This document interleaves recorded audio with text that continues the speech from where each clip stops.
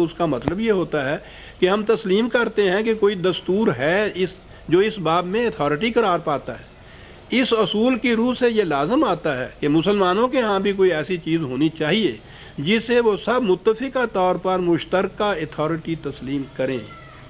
جب وہ اپنے آپ کو مسلمان کہتے ہیں تو اس کا مطلب یہ ہے کہ وہ اسلام کو قبول کرتے ہیں، اور اگر اسلام کے لیے ایک مشترکہ اتھارٹی ہے تو اسی کو تمام مسلمانوں کے لیے اتھارٹی ہونا چاہیے، جس کی روح سے وہ فیصلہ کریں کہ فلاں چیز اسلامی ہے یا غیر اسلامی، خواہ وہ رجم کا قانون ہو مملکت کا کوئی اور قانون یا حکم ہو۔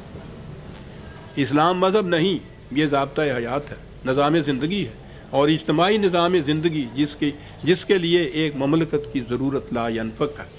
پھر میں نے کہا کہ یہ طے کرنے کے لیے کہ فلاں چیز اسلامی ہے یا غیر اسلامی، ایک اتھارٹی کا ہونا لازمی ہے، وہ شرعی عدالت ہو، صدر مملکت ہو یا ایک عام شہری ہو، وہ ان سب کے لیے یکساں اتھارٹی ہونی چاہیے۔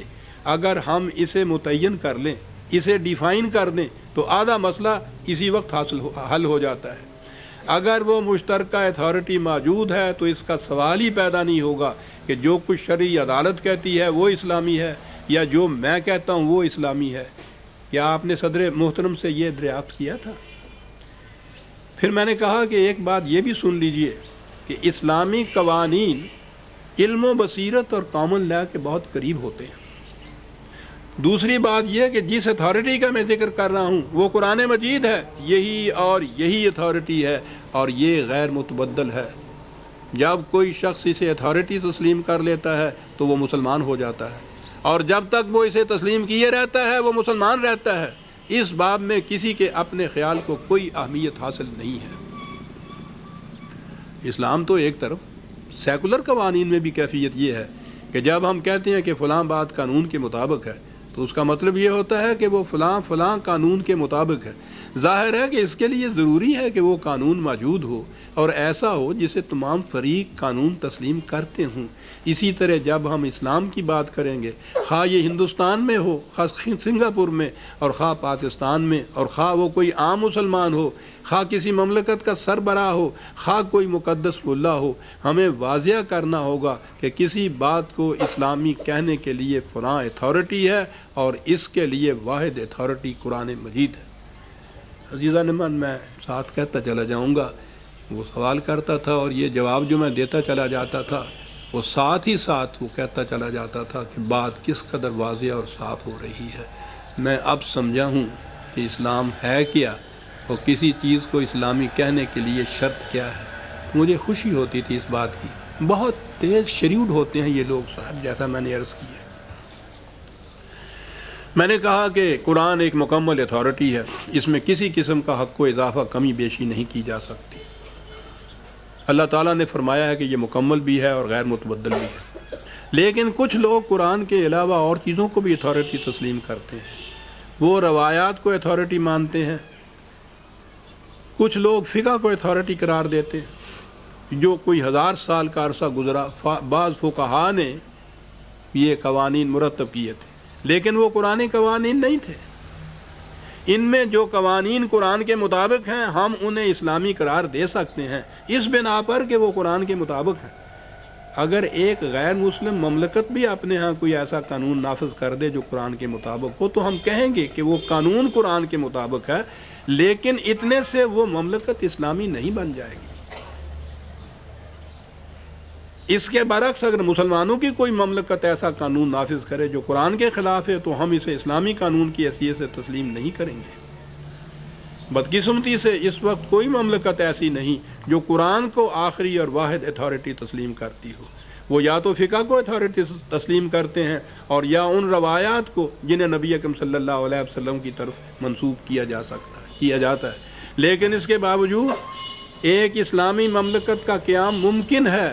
قرآن ہمارے پاس موجود ہے، غیر محرف، غیر متبدل، اسی شکل میں جس میں ہمارے ایمان کی روح سے اسے خدا نے نبی اکرم صلی اللہ علیہ وسلم پر نازل فرمایا تھا اور حضور نے امت کو دیا تھا۔ اس میں کوما تک کی بھی تبدیلی نہیں کی۔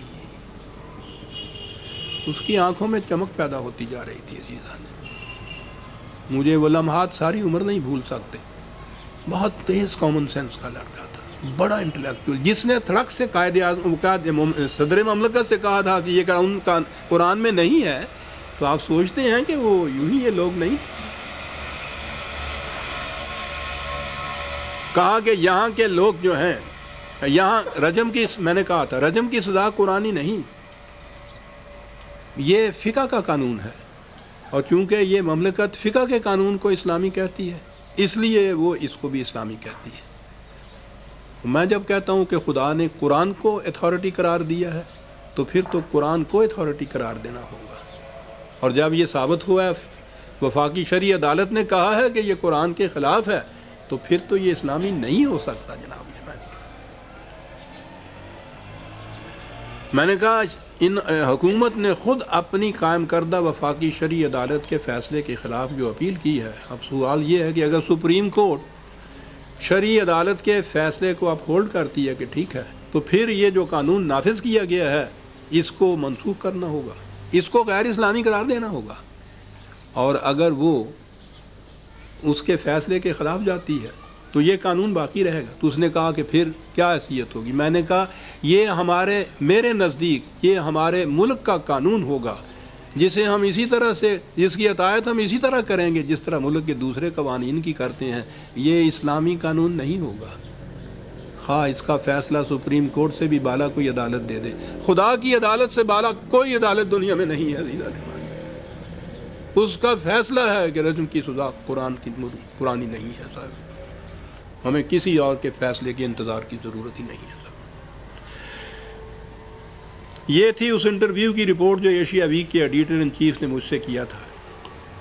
جو کچھ میں نے کہا ہے اسے میرے الفاظ کا مفہوم سمجھ لیجئے، کیونکہ انٹرویو میں لفظاً تو اس نے درج نہیں کیا تھا نا. اس کے بعد اس میگزین نے اپنے اداریے میں لکھا ہے کہ پاکستان میں ابھی تک کسی کو رجم کی سزا نہیں دی گئی، اگرچہ کوڑوں کی سزا بکثرت دی گئی ہے. اور جیسا کہ صدر مملکت کے ساتھ انٹرویو کی رپورٹ میں بتایا جا چکا ہے، صدر ضیاء نے اشارتاً بتا دیا ہے کہ ایسا کبھی نہیں ہوگا. لیکن اس کے الفاظ ہیں، لیکن جیسا کہ عمر رسیدہ مریض، ایجنگ اینڈ ایلنگ لفظ ہے، عمر رسیدہ مریض پرویز نے کہا ہے، یہ بڑی عجیب بات ہے، اس لیے کہ اگر مملکت اسلامی ہے اور یہ قوانین بھی اسلامی ہیں تو انہیں نافذ کرنا چاہیے، خواہ اس کے عواقب کچھ ہی کیوں نہ ہو. اس نے کہا تھا کہ کیا چیز کہہ دی ہے تم نے، سیدھی سی بات ہے، اسلامی قوانین ان کو کہتے ہو، اسلامی مملکت ہے، نافذ کیوں نہیں کیے جاتے. خیر، اس کے بعد اس میگزین نے ایک بات لکھی ہے اور جس کی وضاحت بڑی ضروری ہے. اس نے کہا کہ یہ جو کچھ ہو رہا ہے، ایک تحریک آج کل چل رہی ہے جسے فنڈامنٹلزم کہا جاتا ہے. اس نے کہا کہ یہ اس تحریک کا اثر نظر آتا ہے مجھے. بڑی اسٹڈی ہوتی ہے ان لوگوں کی. مجھے معلوم نہیں کہ آپ احباب میں سے کتنے لوگوں نے یہ لفظ بھی سنا ہوگا یا اس تحریک کا بھی آپ کو علم ہوگا. یہ ایک بڑے زور سے آج کل ایک تحریک چل رہی ہے، فنڈامنٹلزم، اور اس کے فروغ کے لیے یورپ اور امریکہ کوشش کر رہا ہے. فنڈامنٹلزم سے مراد ان کی یہ ہے کہ وہ اسلام جو وہی اس عباسیوں کے زمانے میں بنا تھا اور جس کے خلاف یہ لوگ اس قسم کی تحریکیں اٹھا رہے ہیں کہ قرآن قرآن قرآن ہونا چاہیے، اس اسلام کا احیاء کیا جائے، اس کو فروغ دیا جائے، اس کو ترقی دی جائے اور اس کو سپورٹ کیا جائے. یہ جو آپ دیکھ رہے ہیں ہمارے علماء حضرات، مولوی صاحبان، میں کسی پہ تنقید نہیں کرتا. کل تک آپ کو معلوم ہے کہ ان کی صورت یہ تھی کہ ان کو شہدارے تک جانے کے لیے بھی کرائے کے پیسے نہیں ہوتے تھے. سال ہوائی جہازوں کے اوپر اڑے پھرتے ہیں، امریکہ اور یورپ اور افریقہ. ان ملکوں میں جاتے ہیں تو 5 اسٹار ہوٹل سے کم میں قیام نہیں ہو رہا صاحب. یہ سب کچھ کوئی نہیں پوچھتا کہ یہ روپیہ کہاں سے آ رہا ہے. امریکہ اور یورپ میں اس وقت تک قریباً 27 سینٹر کی تو فہرست آئی ہوئی ہے، اور اس کے بعد اور کہتے ہیں اور سینٹرز موجود ہیں. اسلام کے فروغ کے لیے یورپ اور امریکہ کے اندر سینٹرز کھلے ہوئے ہیں فنڈامنٹلزم کے. اس کے لیے کہ یہ کیا ہے، ہمیں پیچھے جانا پڑے گا، بہت دور پیچھے.